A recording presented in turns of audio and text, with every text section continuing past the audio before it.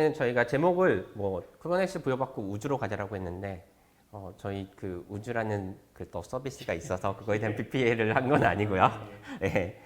저희가 쿠버네티스 갖고 진짜 많은 일을 하려면 또 어떤 것들이 필요할까? 이 쿠버네티스 생태계의 다양한 이야기를 들어보고자 제목을 정했습니다. 첫 번째는 OSC 코리아 이재용 대표님이 직접 나오셔서 MSA와 오픈소스 기술의 중요성에 대해서 말씀드려 주겠습니다. 네, 대표님. 예. 네. 안녕하십니까. OSC 코리아 대표이자 리눅스 재단의 한국 대표를 맡고 있는 이재용이라고 합니다. 오늘 설명드릴 내용은 약간 기술적인 내용보다는 전체 트렌드, 그다음에 산업에 있는 내용들을 좀 말씀 같이 드리고요. 시작을 하겠습니다. 제목 보시는 것처럼 MSA와 오픈소스 기술 중요성. 사실 연관성에 대한 부분을 말씀드리기 전에 많은 분들이 이제 클라우드 네이티브, 데브옵스, 그다음에 오픈소스, 뭐 DT, 뭐 이런 여러 가지 얘기를 나누고 있어요. 근데 큰 그림에서 보면은 실제 DT라는 건 하나의 트렌드고요. 근데 그걸 하나씩 이제 브레이크다운해서 보게 되면은 데브옵스라고 하는 하나의 개발 운영 방법론이 들어가게 되어 있고, 그 안에서 실제 인프라 레벨에 대한 클라우드 기술을 얘기하게 되어 있습니다. 그 안에 좀 더 들어가면은 클라우드 네이티브라는 얘기가 나오는데, 이게 클라우드 네이티브에 대한 기본적인 컨셉 자체를 보면 이건 어플리케이션 레벨에서의 클라우드 네이티브냐라는 얘기인데, 뒷장에 좀 더 설명을 좀 드릴게요. 그 안에 실질적인 코어 부분을 보면은 이게 물론 오픈소스가 주가 되거나 오픈소스 없이도 할 수는 있겠지만, 기본적으로 저희들이 얘기하는 진정한 클라우드 네이티브 MSA, 진정한 MSA의 기본적인 근간 기술은 오픈소스로 보고 있고, 그 오픈소스에는 가장 코어가 되고 있는, 지금 보시는 것처럼 쿠버네티스가 중심을 잡고 있습니다. 쿠버네티스는 잘 아시다시피 CNCF 재단에서 거버닝을 하고 있고, CNCF 재단은 또 리눅스 재단, 산하 재단으로 되어 있기 때문에 이런 전반적인 개념에 대한 부분을 한번 알고 가시면은 향후에 전체적인 정책을 잡는 데나 이런 데 많은 큰 도움이 될 것 같습니다. 앞서 말씀드린 것처럼 클라우드 네이티브라는 컨셉은 클라우드랑 다르다.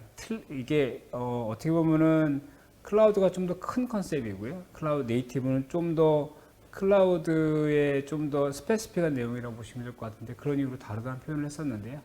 지금 보시는 것처럼 클라우드라고 얘기한 건 일반적인 잘 아시는 애저라든가 AWS, 네이버 여러 가지 일반적인 퍼블릭 클라우드, 물론 프라이빗 클라우드도 포함되어 있긴 하죠. 네. 그거랑 클라우드 네이티브라는 거는 실제 일반적으로 이거랑 비슷하다고 보시면 되죠. 모바일 네이티브 앱을 개발해 달라라는 표현은 뭐냐면, 실제 모바일에서 앱스토어든 어플리케이션 다운받고, 이 어플리케이션들은 순수 모바일을 위한 어플리케이션이에요. 그 말처럼 클라우드 네이티브라는 거는 클라우드를 위한 어플리케이션을 얘기하는 겁니다. 보는 시각이 클라우드는 인프라에 좀 가까운 시각으로 보시면 되고, 클라우드 네이티브는 좀 더 어플리케이션이 에 가까운 컨셉이라고 보시면 되는데, 일반적으로 얘기하는 AWS든 퍼블릭 클라우드들도 본인들도 클라우드 네이티브를 얘기해요. 사실 그들 또한 그들 클라우드 내에서, 환경 내에서는 클라우드 네이티브가 맞고요. 근데 이제 이들 간에 움직이는 이식성과 호환성, 그 다음에 운영할 때 이런 것들이 고객 입장에서 어떻게 해야 되는 게 가장 효율적으로 운영하고 기회비용을 가장 높이 효율적으로 갖출 수 있느냐, 그거의 근간은 결국에는 오픈소스라는 걸 말씀드리는 거고, 오픈소스에는 크게 보면은 클라우드 네이티브에 이제 그 다음부터 얘기 나오는 게 이제 MSA 방법론이 나오는 거죠. MSA 전환을 해야 되는 거, 그다음에 컨테이너라고 하는 것들의 수많은 작은 조각 모임들을 어떻게 관리하고 통합할 것인지, 그다음에 이거를 위해서는 데브옵스에 대한 기술 방법론, 운영이나 개발의 방법론을 어떻게 가져갈 것인지, 요거에 대한 부분을 좀 더 고려하는 게 클라우드 네이티브에 가깝다 보시면 될 것 같습니다.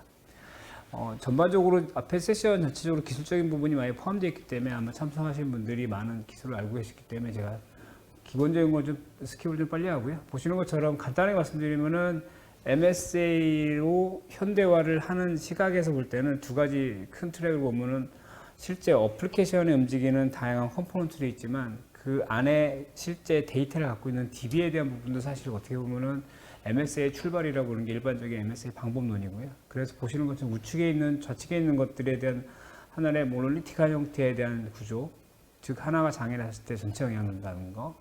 근데 이게 MSA 전환되면 하나하나 쪼개지지만, 단순히 쪼갠다는 의미로서 MSA 표현보다는 그거의 로직을 이해하면서 DB뿐만 아니라 실제 어플리케이션도 최대한 독립적으로 쪼갤 수 있다는 장점을 갖고 있는 게 이제 MSA 전환이라고 보시면 될 것 같고요.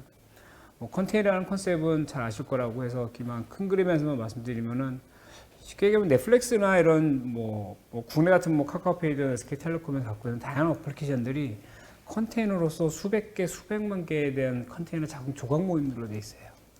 이들을 과연 어떻게 관리할 것이냐라는 게 하나의 큰 컨셉 중에 하나의 숙제이기도 하고, 그걸 위해서는 여러 가지 CI/CD라든가 자동화 배포, 그다음에 여러 가지 것들이 필요하다는 거죠.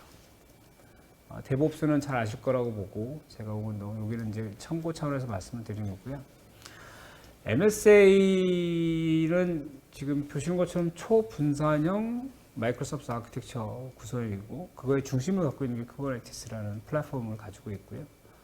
쿠버네티스 플랫폼에는 SK텔레콤의 타코일 수도 있고, 그다음에 여러 가지 경쟁사들도 같이 포함되어 있으면, 이 각각의 컨테이너들은 실제 기본적인 전제 조건은 API로 기본적인 트랜잭션이 이루어진다는 전제를 깔고 있는 거고, 이거에 대한 장점 중에 하나가 어떤 장점이냐면은 각각의 컨테이너가 그들이 원하는 형태의 어떤 개발 환경을 만들 수도 있는 거죠. 만들고 결국에는 API로 모든 걸 하기 때문에 실제 오픈소스 각각의 기술에 대한 부분은 스택은 추상화시킬 수 있는 장점도 갖고 있기 때문에 각각의 개발자가 선호하는 또는 그의 용도에 맞는 서비스를 만들 수 있다라는 그런 개발자에 대한 장점도 갖고 있다라는 게 이제 하나의 장점 중에 하나고, 그다음에 클라우드 네이티브, 저희들이 말씀드린 네이티브에 대한 이 이식성, 호환성 부분이 실제적으로는 고객이 볼 때는 어떤 특정 퍼블릭에 락인되는 부분에 대한 상당한 우려감이 있고요. 그래서 그거를 탈피하기 위한 여러 가지 방법 위해서 하이브리드 쓰든 멀티 클라우드 쓰든 여러 가지 방법하고 있지만, 실질적으로는 이런 호환성이나 이런 것들이 정확히 잘 이루어지지 않는 부분 일부분이 있습니다. 그래서 크게 보면은 MSA라는 방법문을 이용해서 지금 보시는 것처럼 처음에 모놀리틱에서 컨테이너 컨셉이 나왔고, 이게 도커의 초기화했다가 지금은 중심을 잡고 있는 쿠버네티스가 중심을 잡고 있죠. 이거의 중심에는 사실 쿠버네티스 자체 하나만으로는 작동이 안 되잖아요. 근데 그걸 위한 여러 가지 다양한 오픈소스들이 존재하고 있고, 그것들에 대한 성숙도가 지금 현재 시점에서는 많이 성숙도 올라왔기 때문에 기존 상용보다 훨씬 더 좋다는 거고, 그거에 대한 전반적인 거버닝하고 있는 게 CNCF 재단에서 움직임이 있다고 보시면 됩니다. 이 슬라이드의 포인트는 이거죠. MSA 과연 어떻게 만들어야지 기본적인 원칙을 잡을까라는 거에 대한 하나의 가이드라인이 되지 않을까 말씀을 좀 드립니다. 우측에 좌측에 보시면 가트너가 얘기하는 MSA 환경 구성도예요. 약간 흐린 색의 부분이 이제 보통 일반적으로 두 가지 트랙을 보고 있죠. 두 가지 레이어로 보면, 하나는 아우터라고 하는 엔지니어링에 가까운 부분, 그다음에 좀 진한 색에 있는 것이 이제 이너라는 부분인데, 이 안쪽은 도메인 스페시픽한 형태의 어떤 개발에 대한 부분이라고 보고 있고요. 요거를 조금 더 구체화시켜서 이제 우측에 표현을 말씀드리면은, 실제 아우터라고 지금 나와 있는 것들이 MSA 공통 서비스도 일부 포함되어 있고, 그다음에 아우터 아키텍처 포함되어 있죠. 아우터의 가장 근본적인 목적은 자동화에 있다고 보시면 돼요. 처음에 개발부터 배포, 테스트 모든 것들이 실제적으로 자동화시키는 형태, 전체적으로 SDLC 움직이는 전체적인 것들을 자동화시키는 거를 얼마나 효율적으로 CI/CD를 만들고, 그다음에 컨테이너 관리하고 모니터링하고, 그다음에 스토리지 관리 등 다양한 것들이고요. 이제 좀 더 보면은 인허에 대한 부분인데, 저희 회사가 한 30-40개 정도의 여러 가지 이제 MSA에 대한 설계를 하면서 느낀 것 중에 하나가, 실제 MSA 개발에 대한 경험이 없는 일반 SI 개발사들이 시각에서 볼 때는 과연 개발을 어떻게 해야 되지? 그리고 아레나를 누가 해야 되지? 아레나를 어떻게 스코프를 잡아야 되지? 그것들이 가장 큰 것 중에 하나가 지금 보시는 것처럼, 개발은 개발자에 집중할 수 있지만 실제 API로 모든 트랜잭션이 일어나야 되고, 그러면 그 API에 대한 기본적인 환경 구성이 있어야 되고, 개발자 가이드라인이 있어야 되고요. 지금 보시는 것처럼. 다음 CI/CD로 체계 구축과 그 여러 가지 개발자에게 필요한 여러 가지 다양한 MSA 방법론에 대한 것들을 가이드를 해줘야 돼요. 이벤트 드리븐, CQRS, 그다음에 GraphQL이라는 여러 가지 이런 기능들을 써서 실제 개발자들, 즉 보시는 것처럼 이너 아키텍처 안에 있는 개발자분들이 효율적으로 MSA 환경에 맞는 컨테이너 안에서 개발의 하나의 컴포넌트 만드는 데 있어서 가이드를 해야 되는 부분이 지금 보시는 여러 가지 이런 업무들이 필요하다는 거죠. 그래서 지금 실질적으로는 원래 SI보다는 조금 더 여러 가지 시간적인 면이라는 걸 많이 들어가긴 하지만, 궁극적으로는 애자일한 환경을 만들 수 있다는 장점이 있다고 보시면 될 것 같습니다. 이걸 좀 더 브레이크다운한 겁니다. 아우터라는 부분. 지금 이 표에서는 지금 렌처라고 나와 있긴 하지만 타코의 컨셉도 거의 저희 렌처랑 같은 컨셉으로 기본적으로 오픈소스의 움직임이고, 그들이 해야 될 것들은 컨테이너 또 쿠버네티스를 어떻게 과연 관리할 수 있는지 이게 중심을 잡고 있고요. 밑에는 물론 인프라 레이어 쪽은 퍼블릭 클라우드를 했든 아니면 일반적인 베어메탈이 됐든 아니면 프라이빗 클라우드 됐든 그건 디펜던시 갖고 있지 않고요. 다 앱스트랙션 되기 때문에 그 위에서 보면은 지금 보시는 여러 가지 모듈들 펑셔널리티를 포함이 되어 있어요. 기본적으로 MSA라고 하는 것들은 어느 기업을 맡겠지만 어느 기업에 안 맞을 수도 있고요. 근데 어느 기업은 실제 이런 기술의 오픈소스가 필요하다는 경우도 있지만 어느 기업은 그거 말고 다른 걸 쓰고 싶다라는 거죠. 예를 들어서 우리는 이스티오를 써야 되는 게 맞다라는 건데 자기네 환경엔. 근데 어떤 데는 링커드가 좋다는 표현할 수도 있고, 지금 보시는 것처럼 API든 인증이든, 인증 같은 경우는 우리는 키클락이 맞을 수도 있겠지만 어떤 데는 WSO2, OS0, 옥타라는 이런 사스 형태를 쓸 수 있는 거죠. 지금 말씀드리는 게 아우터에 대한 정확한 하나에 딱 정해져 있는 건 있지 않지만 기본적으로 인프라 레벨에 대한 쿠버네티스에 대한 기본적인 오케스트레이션 플랫폼을 기반으로 해서 지금 보고 계시는 여러 가지 모듈들에 대한 부분을 각각의 고객사 환경에 맞게 비즈니스 플로우에 맞게 제공할 수 있는 이런 형태의 아우터 구성이 실질적으로 저희들이 고객사들한테 제공하는 형태라고 보시면 될 것 같습니다. 요거는 저희가 이제 고객사를 통해서 이제 제가 사례인데요. 지금 앞단에서 워낙 많은 얘기를 주셨고, 물론 요즘에는 다 기덥스 형태에 대한 전체적인 파이프라인을 만들고 있긴 하지만 지금 하나의 케이스로 보시면은 콩도 있고, 그다음에 여러 가지 길랩 기반이라든가, 그다음에 여러 가지 하버, 아르고스 CD 여러 가지 이런 것들이 있지만 실제 고객에 맞는 형태로 저희들이 각각 구성함으로써 생기는 건데, 이런 케이스가 사실은 일반적인 엔터프라이즈 입장에서는 사실 어느 정도 많이 이제 적용되는 형태고 저희들이 권장하는 상황이지만, 금융 쪽이나 약간 좀 보수 폐쇄망 같은 경우는 상당히 어려움이 있고, 최근에 이제 금융 쪽에서에 대한 보이스를 좀 듣다 보면 그들도 MSA가 좋다고 판단을 하고 있어요. 근데 그들이 이해하고 있는 수준에 대한 것들과 경험치의 부족으로 인해서 실질적으로는 최대한 민감하지 않은 기관계 정보가 있다면 사실은 기관계 쪽에 그쪽에 좀 민감한 부분이 없는, 민감하지 않은 데이터 쪽이 좀 더 조금씩 진전하고 있지만 과연 MSA로 다 가는 게 맞느냐, 이거는 사실 그 비즈니스 케이스만 좀 다를 수 있을 거라고 보고 있습니다. 하나의 구축 사례를 좀 말씀드린 부분이고요.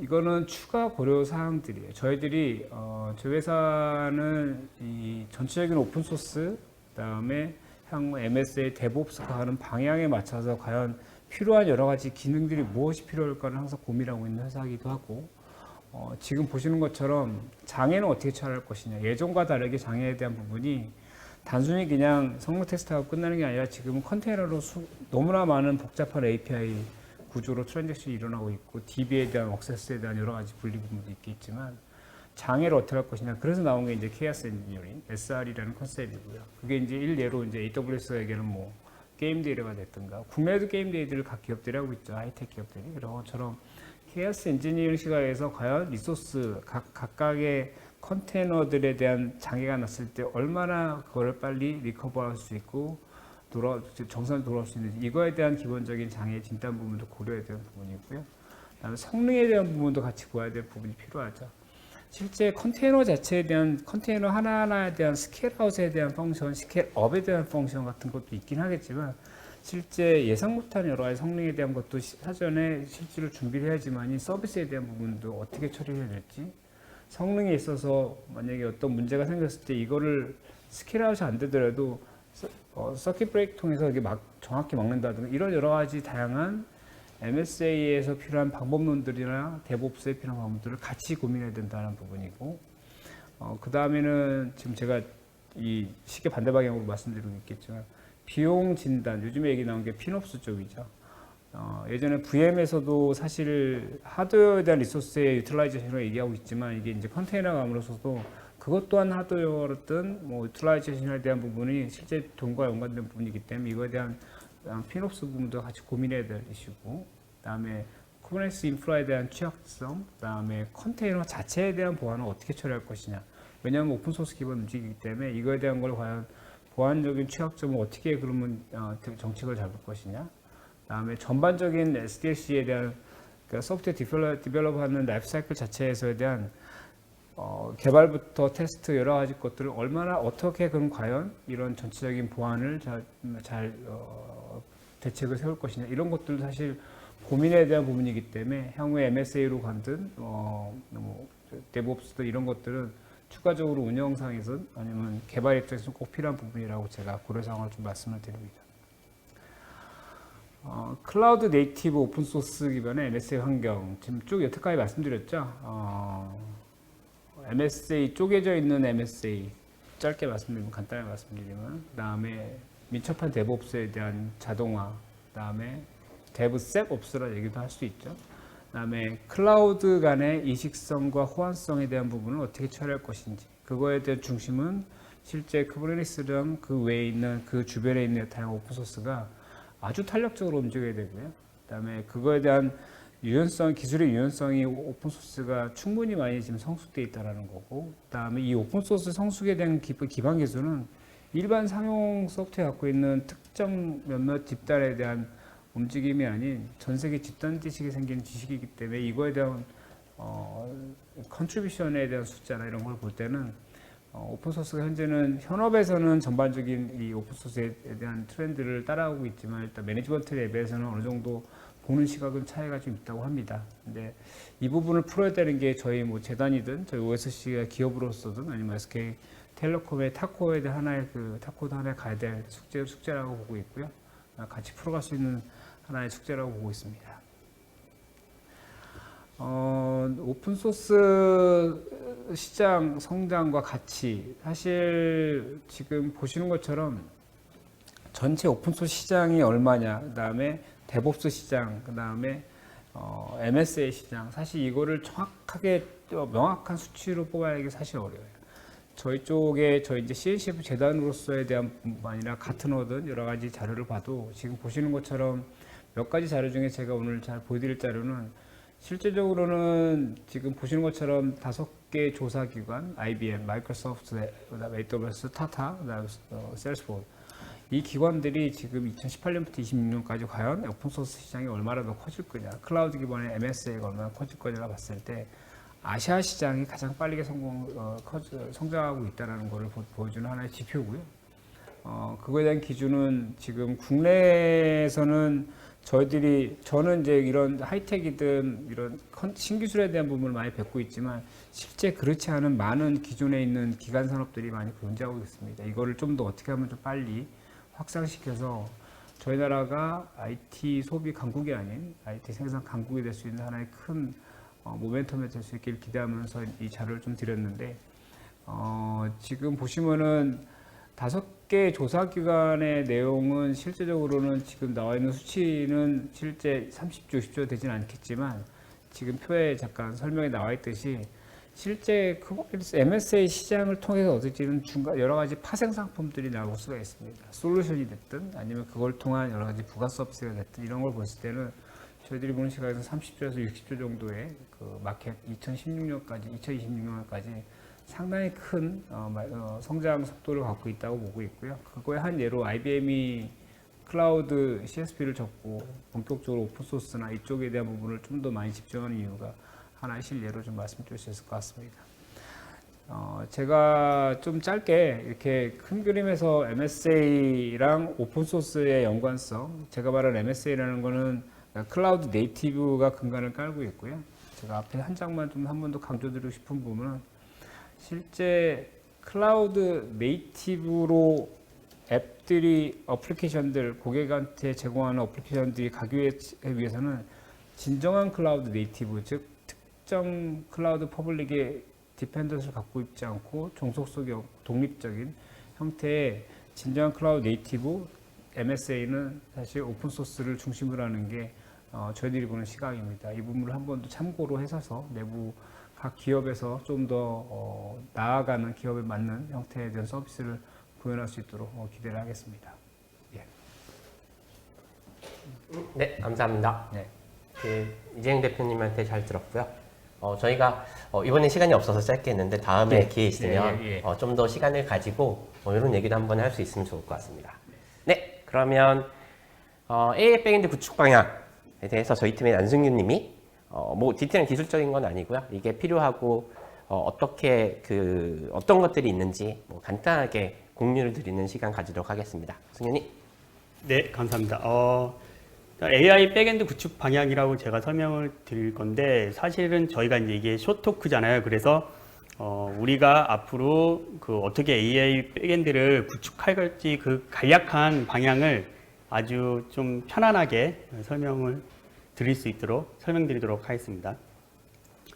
먼저 우리가 이 AI 백엔드라고 하면 먼저 생각해야 될 게 MLOps입니다. 그 MLOps 의미를 잠깐 보면 머신러닝 모델을 개발, 트레이닝하고 또 이제 이를 운영 환경으로 배포하는 그 프로세스들이 있는데 이런 것들을 자동화하고 또 이 한 번 자동화돼서 배포된 모델들을 지속적으로 유지 관리하고 그 다음에 모니터링 할 수 있게 한 그 머신러닝 엔지니어링이 이게 바로 MLOps라고 할 수 있고요. 이 MLOps는 필요한 이유가 결국에 이제 데이터 사이언티스트와 이 머신러닝 엔지니어 간에 유기적으로 협력할 수 있게끔 지원해 주는 것이라고 할 수 있겠습니다. 근데 MLOps를 왜 할까요? 이 MLOps를 하는 이유가 결국 이 실험을 빠르게 하고 그 다음에 이 모델 개발을 빠르고 안정적으로 하기 위해서 하는 거고요. 또 하나는 운영 환경에 이렇게 신속하고 안정적으로 만들어진 그 모델을 배포하고 또 다시 모니터링하고 수정된 것을 업데이트할 수 있게끔 지원해주기 위한 겁니다. 마지막으로는 이제 정확한 검증이라고 할 수 있는데요. 모델이 한번 배포되고 나서 운영 환경에서 돌아갈 때 실제적으로 그 모델에 대한 정확도나 이런 것들을 검증하는 단계들이 필요하죠. 이 전체적인 머신러닝 파이프라인을 보면 다음과 같습니다. 먼저 데이터 수집 그리고 이제 트레이닝 데이터를 이제 준비를 하고요. 그 중에서 이제 해당되는 그 데이터의 이제 코릴레이션들을 파악을 하고 EDA를 한 다음에 그 머신러닝 알고리즘이 어떤 것이 최적인지 혹은 딥러닝 알고리즘들을 최적화를 하고 그다음에 이거에 대한 이제 트레이닝 준비 및 환경 셋업을 합니다. 그 전체적으로 이제 트레이닝하고 하이퍼파라미터 튜닝을 통해서 이제 모델을 만들고 만들어진 모델을 이제 운영 환경에 디플로이먼트하고 마지막으로 이 운영 환경에 디플로이먼트된 모델들을 이제 운영 환경을 관리하는 이 전체적인 사이클이 우리가 흔히 알고 있는 그 머신러닝 파이프라인입니다. 조금 더 이게 잠깐 세부적으로 좀 설명을 드리면 이게 이제 단계별로 좀 나와 있어요. 그래서 익스페리멘탈 페이지라고 해서 실험 단계에서는 주로 이제 데이터 사이언티스트들이 많이 하고 프로덕션 페이지에서는 운영 환경에 배포하는 주로 엔지니어링, 머신러닝 엔지니어들이 이제 주로 하는 작업들이죠. 그래서 보시면은 이제 익스페리멘탈 페이지에서도 처음에 이제 문제를 인식하고 그 다음에 데이터들을 이제 수집한 다음에 아까 말씀드린 ML 알고리즘을 선택하고 그 다음에 이제 그 코드를 짭니다. 그 모델을 짜고 그 다음에 이거에 대한 그 모델 트레이닝을 실시를 하죠. 그 모델 트레이닝을 하고 나서 하이퍼파라미터 튜닝을 하게 되는데 이 튜닝된 것을 한 번에 끝내는 게 아니라 계속 이터레이팅 돌면서 모델을 계속 실험 환경에서 계속 발전시켜 나가는 작업들을 합니다. 운영 환경 측면에서 보면은 이렇게 모델이 발전돼서 어느 정도 안정화된 다음에 해당되는 모델을 운영 환경에 배포하게 되면 실제로 운영 환경에서는 데이터가 이제 들어오는데 그 해당되는 데이터들을 정확한 정확한 모델에서 파악할 수 있게끔 어느 정도의 데이터의 변형을 좀 해주죠. 그 데이터 변형을 해주고 데이터를 맞춰주면 그걸 가지고 다시 트레이닝 모델을 하고 그리고 해당되는 모델에 대해서 이제 서빙을 합니다. 이제 운영 환경에 배포를 하는데 그 운영 환경의 온라인인지 아니면 배치 프레딕션인지를 따져서 이제 해당되는 형태를 배포를 하고 다시 이 해당되는 모델들이 전부 다 모니터링해서 잘 성능을 내고 있는지를 또 한 번 돌리게 되는 이 전반적인 작업들을 하게 됩니다. 근데 이렇게 전반적인 작업들을 하게 되면 사실상 쉽지가 않죠. 각 하나하나의 단계가 전부 다 이런 그 머신러닝에 최적화된 그 서비스를 내놓기 위해서 하나의 자동화된 그 엔지니어링들이 다 필요해요. 예를 들면 데이터 수집이나 이제 트레이닝 데이터 준비할 때 저희들이 어떤 파이프라인 같은 거를 만들어서 자동으로 데이터를 수집을 하고 그리고 이제 뭐 주피터 업이나 아니면 기타 이제 아이디를 통해서 최적화된 알고리즘 코드를 짭니다. 알고리즘 선택해서 코드를 짜죠. 그리고 트레이닝 셋을 준비하고 이제 돌리는데 이 돌릴 때도 하이퍼 파라미틱 튜닝을 사실 그냥 뭐 내가 하나하나씩 파라미터를 바꿔가면서 하진 않잖아요. 그러니까 자동으로 해당되는 그 시스템이 자동으로 최적의 파라미터를 찾아낼 수 있게끔 자동화되는 오토매틱 기법이 다 필요하고요. 그리고 아까 최종적으로 말씀드린 만들어진 모델을 이제 디플로이 서빙하는 부분 그리고 그걸 다시 모니터링하는 부분들이 필요합니다. 이 전체적인 것들이 구축하기에는 사실상 쉽지가 않아요. 그래서 저희는 그리고 이제 기존에는 이 모델 트레이닝 부분들은 데이터 사이언티스트 분들이 많은 지원을 받아서 이제 실제적으로 많이 구축했거나 아니면 하고 계신 분들이 많기 때문에 저희는 1차적으로 먼저 집중하는 것이 바로 이제 이 모델 서빙 부분에 집중하기로 했고 그렇게 진행을 하고 있습니다. 왜냐면 이제 모델 서빙 부분은 저희가 이제 가장 잘할 수 있는 부분이죠. 우리 SKT 컨테이너 솔루션이 있기 때문에 해당되는 부분들을 GPU를 활용한 그 모델 서빙을 가장 잘 할 수 있는 분야이기 때문에 이거로 집중을 하고 있습니다. 모델 서빙이 이렇게 한 분야라고 해서 저희가 표현을 드렸는데 사실상 이게 쉬운 부분은 아니에요. 왜냐하면 코스트 측면에서 예를 들면은 리소스가 적절하게 배분이 되는가, 엔진에 오버 리소스가 돼 있지는 않은지, 예를 들면 인스턴스의 개수라든지, 그래서 리소스를 효율적으로 활용할 수 있어야 되고요. 또 모니터링 측면에서도 서비스가 잘 동작하는지 확인할 수 있어야 됩니다. 그리고 해당되는 모델이 지금 최적의 성능을 내고 있는지, 이게 최적의 설정인지, 그리고 해당되는 부분 모든 리퀘스트에 대해서 향후 문제가 일어났거나 아니면 다시 더 좋은 모델을 만들기 위해서 트레이싱을 잘 하고 있는지도 이제 모니터링 할 수 있어야 되고요. 그리고 한번 최초 배포했을 때 배포가 안정적으로 잘 되었는지, 만약에 배포가 실패했으면 롤백은 어떻게 할 건지, 트래픽 변경 없이도 새로 배포한 변경 사항을 테스트할 수 있는지, 이런 부분들도 기술적으로 필요하고요. 그리고 프로토콜 측면에서도 우리가 이제 gRPC를 쓸 건지, HTTP를 쓸 건지, 혹은 배치적으로 카프카 같은 거를 쓸 건지, 이들도 이제 지원이 돼야 됩니다. 그리고 우리가 이제 텐서플로우 서빙도 있고 여러 가지 서빙 프레임워크들이 있어요. 뭐 SG 부스트도 있고, 사이클런도 있고, 파이토치도 있고, 그 커스텀 코드로 만든 것들도 있는데 이런 것들을 어떻게 쉽게 서빙할 수 있는지, 여러 프레임으로 만들어진 것들을 어떻게 서빙할 수 있는지도 있어야 되고, 또 하나는 이 잘못 들어온 데이터 값들, 아웃라이어나 스큐 탐지는 어떻게 할 건지, 그리고 내가 이 커스텀 프리 포스트 프로세싱을 할 수 있는지, 이런 모든 것들이 좀 제공이 돼야 적절한 서빙을 할 수 있고 그거에 대한 프로덕션 운영을 할 수 있다고 볼 수 있습니다. 그래서 저희는 이제 이런 것들을 지원해 줄 수 있는 거에 이제 K서브를 저는 이제 집중을 하고 있고요. K서브는 이제 Q플로우 진영에서 이제 만들었다가 지금 현재 K서브 자체가 다시 빠져나왔죠. 그래서 해당되는 쿠버네티스 밑단에서 니스트와 K네이티브를 가지고 해당 아까 말씀드린 각종 프레임워크나 아니면 각종 기능들을 수행할 수 있게끔 해줍니다. 이 K서브로 저희가 이제 지금 준비하고 있는 것들은 이런 것들이에요. 그러니까 인퍼런스 모델이 이제 배포가 되면 인퍼런스 서비스를 통해서 모델 베이스라인 상단에 있는 1.0의 모델이 배포가 됐다라고 하면 지속적으로 해당되는 프로덕션에 대해서 모니터링을 합니다. 그 모니터링한 것을 저희 내부 이제 저희 컨테이너 솔루션 팀이 개발한 이제 텔레메트리 데이터베이스에 저장이 될 거고, 그 해당되는 저장된 텔레메트리 데이터베이스들은 전부 다 이제 매트릭을 수집해서 다시 이터레이션에서 이터레이션을 돌 겁니다. 이런 것들을 전체적으로 판단해서 해당되는 트래픽 시프팅을 하게 됩니다. 그래서 버전 1.2 새로운 모델이 들어갔을 때 해당되는 모델을 평가하고 매트릭에서 평가하고 평가된 거에 의해서 점차적으로 이제 새로운 버전의 모델로 점차 이제 업그레이드 해가는 방식이고요. 마지막에 인퍼런스 서비스가 이제 100% 가장 안정적이고 모델 1이 1.1이 신규 버전이 안정적이라 하면 이제 1.0은 페이드아웃 시키고 바로 신규 버전 모델을 계속 서비스하는 이런 구조로 지금 현재 구현을 하고 있습니다. 마지막으로 이제 저희가 이렇게 모델 하고 나서 또 하나 조금 서빙에 대해서 집중적으로 보고 있고, 또 하나 이제 저희가 관심을 가진 게 이제 MRM입니다.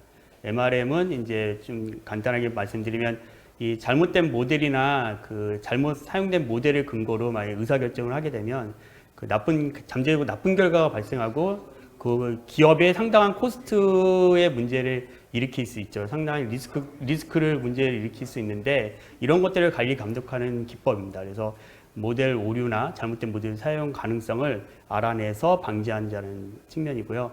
이런 이유들이 이렇게 다양한 플랫폼들이 있어요. 아래 보시는 것 같이 프레임워크도 다양하고, 액티베이션 펑션이라든지 아니면 ID라든지 ML 플랫폼들이 되게 다양하기 때문에 이 다양한 플랫폼 자체적으로 전부 다 MRM을 지금 구축을 하고 해당되는 것들을 보고 있습니다. 그러니 이제 각각의 그 프레임워크들이나 다양한 랭귀지들을 실제적으로는 하나의 플랫폼으로 MRM을 관리할 수 있게끔 하면은, MRM을 할 수 있게끔 하면 상당히 이득이 있기 때문에 오픈 MRM이 지금 논의가 되고 있고, 저희는 이 부분에서도 상당히 많은 지금 관심을 가지고 지금 보고 있습니다. 그래서 이제 제가 간단하게 앞으로 이제 저희가 AI 백엔드를 어떻게 개발할지에 대해서 설명을 좀 드렸고요. 오늘은 여기까지 간단하게 설명을 드리고, 추후에 저희가 이제 좀 더 자세한 세부적인 내용으로 설명을 드리도록 하겠습니다. 네, 감사합니다. 네, 감사합니다, 성민님. 네. 네. 그래서 클라우드 거버넌스 앤 아키텍처의 이상금 박사님께서 쿠버네티스의 팔리세이즈 코드에 대해서 설명을 좀 해주시겠습니다. 네, 박사님 부탁드립니다. 네, 안녕하십니까. 이상근입니다. 오늘 소개해 주신 대로 쿠버네티스에서 정책 관리를 어떻게 할 수 있을지에 대해서 설명을 드릴 거고요. 앞서 두 분과 같이 쇼트 토크이기 때문에 기술적인 디테일들이 많이 궁금하실 텐데 그런 것들을 자세하게 설명을 드리지 못할 거고요. 이것이 왜 필요하고 지금 왜 중요하고 어떤 방식으로 이 트렌드를 바라보셔야 되는지에 대해서 집중적으로 설명을 드리겠습니다. 설명드리기 전에 제가 유명한 사람이 아니기 때문에 간략하게 소개를 드리면, 대학 졸업하고 한 20년 정도가 좀 지났는데요. 그동안에 분산 처리가 전공이었고, 그래서 결국은 사회에 나와서 이게 태그가 붙어버리니까 계속 분산 처리 관련된 일만 하게 됐습니다. 그리고 주로 하는 분야는 클라우드나 MSA, 폴리시 에즈 코드, 빅데이터 이런 것들을 하는데, 빅데이터보다는 클라우드 위주로 하고 있고요. 그리고 했던 일들을 보시면 AA나 TA, 컨설팅 개발 이런 일들, 주로 이런 자리에서 발표할 만한 사람들이 하는 일들을 했습니다. 그리고 특이사항은 잘렸는데, 다른 분들과 다른 경험이 있다면 제가 기술적으로 좀 이슈가 될 수 있는 클라이언트 사이드 로드 밸런싱을 한 2, 3년 동안 직접 개발을 해봤었고요. 그리고 이 폴리시 에즈 코드 관련해서 OPA라는 기술에 관한 책을 썼습니다. 그 정도로 간단하게 소개를 드릴 수 있겠고요. 진행 순서는 왜 폴리시 에즈 코드가 지금 중요하고 왜 지금 설명을 드리는지 그것들을 먼저 설명을 드리겠고, 그 다음에는 폴리시 에즈 코드가 실제 뭔지 제일 궁금하실 거잖아요. 그리고 지금 이 세션을 하는 의미, 그러니까 컨테이너 플랫폼 쿠버네티스를 관리하는 컨테이너 플랫폼에서 폴리시 에즈 코드가 어떻게 적용되는지를 간단하게 설명을 드리겠습니다. 일단 배경을 설명을 드리면, 현재의 비즈니스 환경은 속도가 전부고 세상이 워낙 빠르게 돌아가고 고객의 취향이나 그런 것들도 빠르게 변화하고, 오히려 경쟁자들은 기존의 고객들을 오히려 변화를 촉발시켜서 내가 못 따라가게 해서 나를 앞지르고 짓밟으려고 하는 전쟁터라고 할 수가 있을 겁니다. 네, 전쟁터라고 할 수 있고, 그러면 결국은 우리가 전쟁에서 쓸 수 있는 무기들 중에 제일 빨리 바꿀 수 있는 게 IT고, 그래서 IT를 무기로 가지고 있는 업체들이 기존의 느린 기존 산업에 침투해서 속도를 빠르게 해서 부숴버리는 파괴적인 혁신인데, 당하는 입장에선 파괴를 당하는 그런 상황이 벌어지고 있고요. 이런 상황에서 많이 쓰이는 IT 스택을 보시면 오늘 계속 이야기를 했지만 가장 아래쪽에 인프라에는 프라이빗 클라우드와 퍼블릭 클라우드, 클라우드가 깔려 있습니다. 지금 뭐 여러 가지 상황, 우크라이나 전쟁, 뭐 중국 상하이 봉쇄, 코로나 이런 것들로 만약 지금 서버를 주문한다면은 아마 올해 안에 그 서버를 받을 수 있을지도 장담을 못하는 상황이 되었고요. 이런 것들은 정말 왜 클라우드가 필요한지 절실하게 모든 인프라 수요가 있는 쪽에서 느끼게 되는 계기가 될 거고, 쿠버네티스가 그 위에 올라가고 있습니다.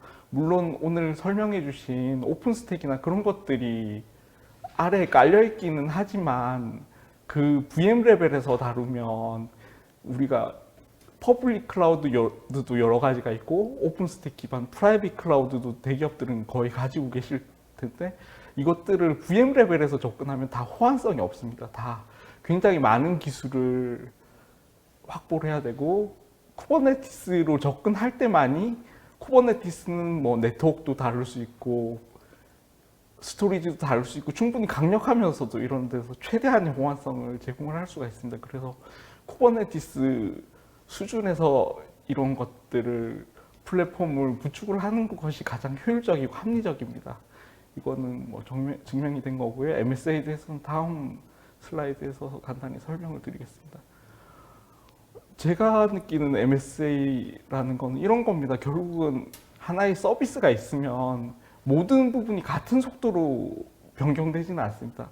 고객에게 밀접하게 되고 방금 설명드렸던 그 비즈니스 환경에 닿아 있는 부분은 굉장히 빨리 바뀌어야 됩니다. 그리고 뒷부분에서 잘 바뀌지는 않지만 안정적으로 뭐 스토리지나 이런 부분들이 서빙을 해줘야 되는데, 이것들을 전부 단일하게 묶어 놓으면은 속도는 가장 느린 데 맞춰지고 안정성은 가장 낮은 데 맞춰집니다. 결국은 몇 년 전만 해도 MSA를 하는 게 위험하다고 생각을 하시는 경우가 많은데, MSA를 하는 거에 대한 리스크, 변경에 대한 리스크도 있지만 그대로 남아있을 상황에 대해서도 굉장히 리스크가 큽니다. 그런 부분을 설명을 드리고 싶고요. 그러면 각각 떼놓고 각각의 그 상황에 맞게 서비스들이 발전할 수 있게 쪼개 놓는 게 MSA의 핵심이라고 할 수 있고요. 쪼개고 자율성을 보장하고 각자의 페이스로 이것들이 가라고 하더라도 중간에서 공통적으로 중심을 잡아줘야 되는 부분들이 있습니다. 뭐 모니터링이라든지 로깅, 뭐 인증인가 이런 여러 가지 부분들은 표준화를 해줘야 되고 공통적으로 관리를 해줘야 되는 부분이 있습니다. 결국은 MSA가 어려운 거는 다 떼놓을 수도 없고 공통적으로 해줘야 되는 부분도 있으면서 최대한 자율적으로 여러 가지 기술 스택을 써야 되는 부분이 있기 때문에 결국은 MSA가 어렵게 되는 거고요. 이런 MSA를 잘 할 수 있어야지 경쟁자들에 비해서 빠른 속도로 비즈니스를 할 수가 있을 겁니다. 그리고 현재의 트렌드는 이런 것들이 어느 정도 로깅이나 모니터링 많이 정리가 되고 있고요. 결국은 제일 관심 있는 거는 인증을 통합하는 거, OAuth, 뭐 OIDC 이런 기술들이나 아니면 기존의 사물이나 이런 것들 다 통합해서 인증을 프라이빗이든 퍼블릭이든 다 통합을 하고, 그런 것들이 굉장히 활발하게 이런 공통적인 기술 분야에서는 이루어지고 있고요.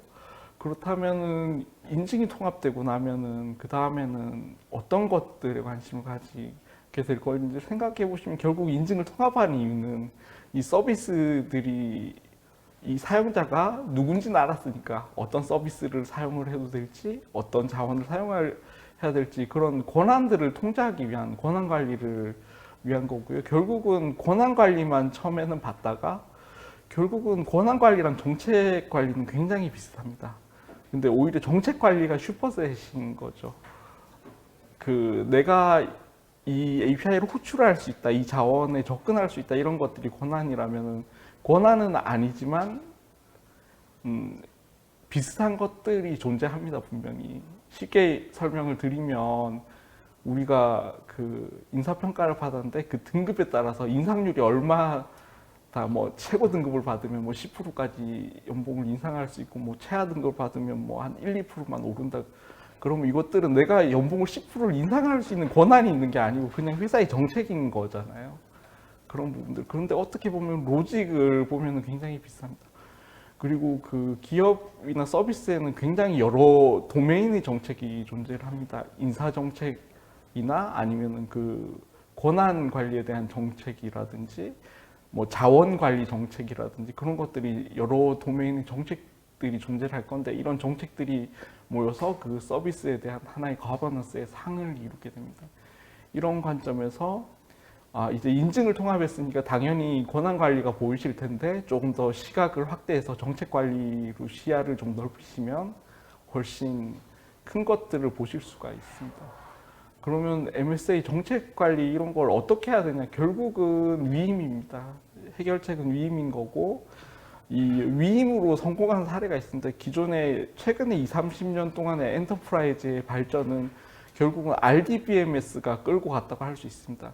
이 데이터를 관리를 할 때 동시에 데이터가 업데이트 된다든지 아니면 같이 업데이트 돼야 될 트랜잭션의 문제라든지 이런 모든 문제들을 RDBMS가 풀어줬기 때문에 엔터프라이즈가 이렇게 발전을 할 수가 있었고요. 그러면은 권한 관리도 이렇게 RDBMS가 데이터의 관리에 대한 모든 문제점을 위임받아서 해결을 해줬듯이 위임을 받아서 해결을 해줄 수 있지 않을까 그런 컨셉으로서 보시면 되겠고요. 각각의 애플리케이션이 권한을 다 로직으로 유지한다 그러면 예를 들어서 뭐 이게 근무 시간이 지금 주 52시간인데 뭐 그런 것들이 뭐 바뀐다든지 그러면 애플리케이션 다 수정을 해줘야 될 텐데 이렇게 권한을 위임받는 부분이 존재를 한다면 그 권한을 위임받는 부분만 수정을 해주고 각각의 애플리케이션은 여기에서 맡겨버리는 판단을 맡겨버리는 방향으로 구현을 할 수가 있을 겁니다. 그럼 폴리시 에즈 코드라는 걸 좀 더 자세하게 설명을 드리겠습니다. 그러면 정책을 말씀드렸듯이 직접 그 비즈니스 로직에서 정책들을 처리를 하는 게 아니고 분리해서 정책 관리를 전문적으로 위임을 하는 겁니다. 그리고 네, 정책은 우리가 RDBMS를 먼저 설명을 드렸는데 RDBMS는 일반적인 프로그래밍 랭귀지가 아니고 그 전용의 SQL이라는 언어가 있습니다. 이 데이터 관리를 데이터를 유지 보수하는 부분과 쿼리하는 부분에 굉장히 특화된 전문적인 언어를 가지고 있는데 이 폴리시 에즈 코드도 보통은 이 정책을 RDBMS와 같은 역할을 하는 전문적인 정책 처리 엔진이 있고 그 엔진별로 고유한 정책에 최적화된 언어들이 있습니다. 이것들은 프로그래밍 언어하고도 조금 다르고 범용 프로그래밍 언어하고도 다르고 아니면은 SQL하고도 좀 다릅니다. 이런 것들을 가지고 있고요. 그리고 또 우리가 RDBMS를 쓸 때 애플리케이션은 JDBC나 ODBC나 이런 수단들을 통해서 어떤 걸 처리해달라고 요청만 하고 결과만을 받습니다. 이렇듯이 폴리시 에즈 코드에서도 정책 엔진에다가 정책 판단을 위한 근거 자료들만 넘겨서 판단 결과만 받습니다. 그런 어프로치라고 할 수 있고요. 그리고 뭐 기존의 RDBMS도 인베디드 SQL로 쓸 수도 있고 뭐 별도의 DB 서버를 쓸 수도 있고 뭐 여러 가지 방법이 존재하는데 이런 것도 뭐 폴리시 에즈 코드도 정책 엔진을 뭐 라이브러리로 내장한다든지 별도 정책 서버를 쓴다든지 사이드카 프록시를 쓴다든지 여러 가지 방법으로 사용할 수가 있습니다. 그럼 폴리시 에즈 코드가 동작하는 방식을 이게 폴리시 에즈 코드 구현체 중 하나인 OPA를 통해서 설명을 드리면 우선 사용자 서비스가 있으면 비즈니스 로직을 처리를 하는 그것들이 판단을 해야 되는 정보들을 사용자 요청해서 이 사용자가 누군지 그런 것들을 세션 정보나 아니면 JW 토큰에서 그런 것들을 추출을 하겠죠. 추출을 해서 어떤 판단을 할 건지 판단해야 되는 정책을 가지고 쿼리를 하게 되면은 정책 판단 엔진에서는 뭐 판단 결과를 사전에 약속한 트루폴스로 이걸 해도 된다, 권한 관리는 트루폴스로 할 수도 있고요. 아니면 좀 더 자세하게 하면 에러가 있으면 에러 코드하고 에러 메시지 이런 걸로 할 수도 있습니다. 그렇게 판단을 해서 통신을 하고, 그럼 그 정책 엔진이라는 거는 자체적으로 정책 언어로 작성된 그 코드들을 가지고 있고 각각의 데이터를 또 가지고 있습니다. 그러면은 폴리시 에즈 코드가 어떤 특징을 가지고 있는지, 이건 해시코프 센티넬이라고 OPA하고 다른 폴리시 에즈 코드 구현체를에서 설명하는 자료입니다. 그걸 가지고 장점을 설명을 드리면 일단 샌드박싱입니다. 정책 부분하고 비즈니스 로직이 완전히 분리가 되어 있습니다. 그래서 그 정책하고 비즈니스 로직이 같이 커플링이 돼 있을 때 정책을 수정하면은 장애나 그런 것들이 굉장히 문제가 될 수 있습니다. 그리고 이게 정책, 폴리시 에즈 코드의 정책은 쉽게 얘기해서 스크립트 언어라고 생각을 하시면 됩니다. 스크립트 언어로 작성이 된 텍스트 파일이기 때문에 이걸 기술에서 이력 관리를 하면 정책이 로직을 또 데이터를 기술하지 않고 로직을 기술하기 때문에 이 로직이 어떻게 변해 가는지를 읽을 수가 있습니다. 그래서 버전 컨트롤이 되고요. 그리고 제가 느꼈던 가장 큰 장점은 테스트입니다. 이 정책이라는 게 특징이, 우리가 정책을 설계하는 게 보면 테스트 케이스를 만드는 겁니다. 우리가 뭐 API 정책을 먼저 개발한다고 생각을 하시면, 어드민은 이걸 할 수 있어야 될까? 이런 사용자는 이걸 이런 롤을 가진 사용자들은 뭐 이걸 해도 될까? 아니면 이렇게 판단하는 과정들이 결국은 테스트 케이스를 작성하는 겁니다. 일반적인 그 로직의 경우에는 어떤 것들은 TDD를 하기가 좋은 게 있고 나쁜 게 있습니다. 그런데 이 정책이라는 거, 정책이나 권한이라는 거는 아예 설계라는 게 테스트 케이스를 설계하는 거하고 결국은 해보면은 동일합니다. 그래서 TDD에 적합하고, 이게 TDD에 적합한 부분이랑 적합하지 않은 부분이 서로 섞여 있으면 TDD를 하기가 굉장히 어려워집니다. 그래서 비즈니스 로직하고 전혀 다르게 정책 관리를 테스트해 볼 수 있다. 이것들이 저한테는 가장 큰 장점으로 다가왔었고요. 마지막으로 자동화입니다. 이게 스크립트 언어이기 때문에 쉘 스크립트나 뭐 그런 것들을 자동화하듯이 쉽게 자동화를 할 수가 있습니다. 그럼 어떤 분야에 적용이 되는지를 설명드리면은 클라우드에서 자동화하는 모든 분야에 적용을 할 수가 있습니다. 많이 적용되는 분야를 리스팅을 해봤습니다. 그런데 이 아래쪽 그림은 OPA 쪽에서 적용된 분야 설명하는데 거의 모든 분야인데 이거는 보시고 넘어가시면 되겠습니다. 그럼 폴리시 에즈 코드 구현한 거는 두 가지가 대표적입니다. OPA하고 해시코프의 센티널인데 거의 오픈소스 쪽에서는 OPA가 거의 선점을 해서 거의 OPA가 쓰인다고 보시면 되겠습니다. 그럼 폴리시 에즈 코드에 대해서는 개념적으로 간단하게 설명드렸고 쿠버네티스의 적용이 어떻게 되는지를 빨리 설명을 드리겠습니다. 그러면 쿠버네티스에서 폴리시 에즈 코드 적용을 하려면 기존에 쿠버네티스에서 할 수 있는 거는 기본적인 권한관리 RBAC입니다. 이 리소스를 CRUD를 할 수 있나 없나 수준에서 기본적인 권한 관리가 이루어지는데 이런 것들을 폴리시 에즈 코드를 적용하면은 보다 강력하게 할 수 있고 폴리시 에즈 코드를 적용할 수밖에 없습니다. 기존의 보안 기능 중에 하나인 PSP가 빠지고 이런 폴리시 에즈 코드로 대체될 수밖에 없기 때문에 기존의 쿠버네티스 보안을 유지하려면은 몇 년 안에 PSP가 제거되는 걸 대비해서 반드시 폴리시 에즈 코드를 적용해야 되고요. 물론 폴리시 에즈 코드 수준이 아니고 폴리시 엔진 수준에서 이런 것들을 적용할 수 있는 오픈 소스들이 여러 가지가 있는데 뒤에 설명드릴 시나리오 때문에 폴리시 에즈 코드가 되는 엔진을 적용하시는 게 이후에 훨씬 메리트가 있습니다. 그리고 이미 폴리시 에즈 코드 적용 분야가 여러 분야가 있었는데 거기서 다른 분야는 예를 들어서 인가를 인증을 한 다음에 SSO 인증을 한 다음에 그 권한이나 정책을 적용하는 분야는 좀 설계가 필요한 부분이 있습니다. 그런데 쿠버네티스에 적용하는 부분은 오픈 소스가 있고 어떻게 이 아키텍처를 잡아서 그 정책의 틀까지도 다 잡혀 있습니다. 그래서 이 폴리시 에즈 코드를 적용하기에는 쿠버네티스가 굉장히 적합합니다. 그럼 폴리시 에즈 코드하고 RBAC을 비교를 해보겠습니다. 예를 들어서 쿠버네티스에 조직별로 쓸 수 있는 네임스페이스를 할당을 한다고 가정을 하면은 알백으로 한다 그러면 네임스페이스 이름을 등록을 하고 이게 어떤 조직에 허용이 되는 건지 이게 뭐 조직을 등록을 하고 CRUD 이렇게 일일이 엔트리를 등록을 해야 될 겁니다. 근데 폴리시 에즈 코드면은 이 패턴을 적용을 해서 인풋으로 뭐 조직이랑 이름이랑 이런 것들을 주면 암묵적으로 권한을 부여를 할 수 있죠, 로직에 대해서. 그러면 새로 엔트리를 추가를 알백 엔트리를 추가하지 않더라도 조직 쪽에 추가가 되면 이걸 허용해야 되는지 이런 것들을 만들 수가 있습니다. 이렇게 해서 훨씬 유지 보수가 편한 케이스가 있습니다.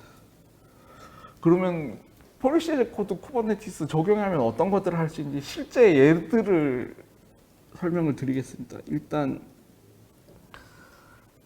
우리가 쿠버네티스를 쓰면 여러 가지 이미지를 쓰는데 어떤 것들은 예를 들어서 MySQL을 쓰면 우리가 5점대하고 5.1, 5.6이 기술 지원이 되는데 개발자들이 8.0을 쓴다 그러면 통제가 안 되겠죠.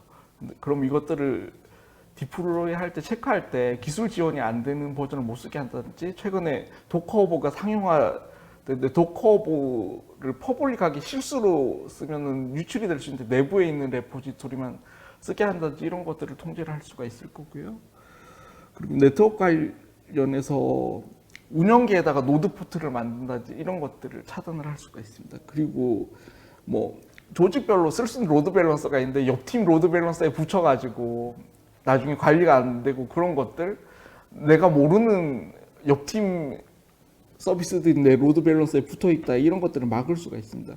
그리고 자원 관리 측면에서는 뭐 개발자들에게 자유를 주면 자원을 넉넉하게 쓸 텐데 DB 서버는 좀 많이 쓰게 해주고 뭐 자바 애플리케이션은 고 애플리케이션보다 많이 쓰게 해주고 이런 정책들을 적용을 해서 개발자들이 좀 자원을 아껴 쓸 수 있게 할 수가 있습니다. 네. 그리고 뭐 시간이 너무 없어서 이런 것들을 더 할 수가 있습니다. 그러면 이런 것들을 적용할 수 있는데 여러 가지 보시지 마시고 OPA 게이트키퍼를 적용을 하면 이런 것들을 구현을 할 수 있고 그러면은 우리가 큐브 컨트롤 어플라이해서 자원을 뭔가 조작을 할 때 웹훅으로 가로채서 어드미션 컨트롤 웹훅으로 가로채서 무조건 OPA로 보냅니다. 그러면은 이 OPA 게이트키퍼가 CR로 등록된 정책들을 보고 정책이 위반되면은 적용이 안 되게 그렇게 다 차단을 해줄 수가 있습니다. 그런 구조를 가지고 있고요. 중요한 걸 설명을 안 드렸는데 기존에는 이게 사용자 정보하고 쿠버네티스 객체에 대해서만 처리를 할 수 있었는데 최근에 OPA 게이트키퍼에 익스터널 데이터 인터페이스가 추가가 됐습니다. 그래서 그 다른 조직의 데이터들하고 연동을 해서 이런 판단을 할 수 있는 여지가 생겼고요. 그러면은 이 부분은 빨리 넘어가겠습니다. 그러면 자세한 내용을 원하시면 OPA 게이트키퍼는 쿠버콘 세션마다 한두 개씩은 있으니까 그런 것들 보시면 되겠고 그러면 우리가 이런 것들을 그냥 OPA 게이트키퍼만 쓸 수 있다고 폴리시 에즈 코드를 적용할 수 있는 건 아닌데 어떤 작업들을 해야 될지 마지막 슬라이드입니다. 그러면 이 OPA 게이트키퍼라는 모듈을 프로비저닝하고 관리하는 게 쉽진 않습니다. 설정해주고 관리하는 게 좀 까다로운 정책 서버이기 때문에 좀 까다로운 면이 있고요. 그리고 로그나 이런 것들을 기본적으로 확인만 할 수 있습니다. 이걸 로그를 아카이빙을 해놔서 뭐 위반한 걸 통계를 내고 레포팅을 하고 실제적으로 관리를 하시려면 이런 기능들이 필요할 겁니다. 이런 것들 플랫폼에서 개발해 주셔야 되겠고요. 그리고 보다 좀 정책을 강력하게 하려면 내부 시스템에서 정책 판단을 위한 정보들을 연계해야 될 텐데 뭐 LDAP나 AD 이런 것들을 연계하는 것들을 기본적으로 제공되지 않기 때문에 플랫폼에서 같이 개발을 해주셔야 될 겁니다. 그리고 정책 오늘 오전에 얘기하셨던 기독스나 이런 부분들도 같이 일단은 OPA 게이트키퍼로 관리를 하면 정책 템플릿이나 정책을 CR로 커스텀 리소스로 등록하고 관리할 수 있는데 이거를 뭐 깃에서 연동을 해주거나 그런 기능들이 기본으로 제공되지는 않습니다. 이런 것들은 컨테이너 플랫폼에서 제공을 해줘야 됩니다. 그리고 기본적으로 오픈소스로 정책 라이브러리들이 많은데 이런 게 기본적으로 외부 데이터 시스템 같은 연계가 안 돼 있기 때문에 그냥 예제 수준이고 실제 적용을 하려면은 이 데이터 연동을 한 다음에 거기에 맞는 시나리오들을 개발을 해줘야 됩니다. 네, 네. 마치겠습니다. 감사합니다. 네, 이 박사님하고는 저희 계속 협력해서 이 팔리스를 저희 쪽 솔루션이나 기술에 접목시켜서 베스트 프랙티스를 어떻게 만들 수 있을지 앞으로 계속 해 나갈 예정이라서요. 기회 있을 때마다 공유 드리겠습니다.